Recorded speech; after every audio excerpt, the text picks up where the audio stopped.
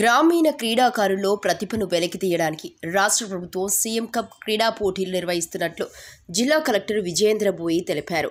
సోమవారం మహబూబ్నగర్ పట్టణంలో స్టేడియం గ్రౌండ్లో సీఎం కప్ జిల్లా స్థాయి క్రీడా పోటీలను జిల్లా కలెక్టర్ ప్రారంభించారు.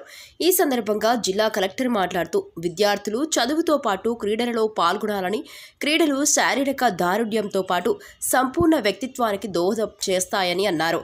సీఎం కప్ జిల్లా స్థాయి పోటీలలో విజేతలు రాష్ట్ర స్థాయి పోటీల్లో పాల్గొని రాణించి జిల్లాకు పేరు తీసుకురావాలని కోరారు.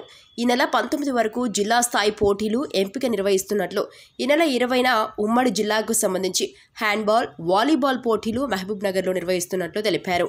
అదేవిధంగా రాష్ట్ర స్థాయి కబడ్డీ, నెట్బాల్ పోటీలను జిల్లాలో నిర్వహించనున్నట్లు తెలిపారు.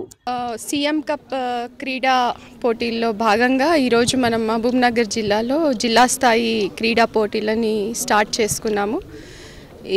ఈ రోజు నుంచి 19వ తారీఖు వరకు మనకి 36 క్రీడాంశాల్లో ఈ కాంపిటీషన్స్ జిల్లా స్థాయిలో జరుగుతాయి. అదేవిధంగా ఉమ్మడి జిల్లాకి సంబంధించిన 3 క్రీడాంశాలకి సంబంధించి 20వ తారీఖున మనకి మహబూబ్నగర్ జిల్లాలో ఉంటుంది. దాంతోపాటుగా మనకి రాష్ట్ర స్థాయి ఒక 2 ఆటలలో అంటే నెట్బాల్, కబడ్డీలో మనం రాష్ట్ర స్థాయి క్రీడని కూడా ఇక్కడ హోస్ట్ చేయబోతున్నాము.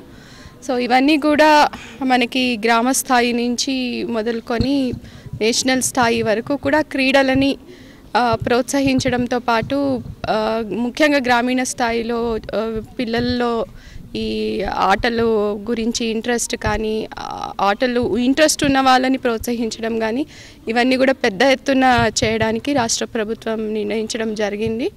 అదేవిధంగా క్రీడలకి సంబంధించి బడ్జెట్ కూడా చాలా కన్సిడరబుల్ బడ్జెట్ కేటాయించడంతో పాటు ఈ క్రీడలన్నింటినీ కూడా చాలా పెద్ద ఎత్తున రాష్ట్రం అంతటా నిర్వహిస్తున్నారు.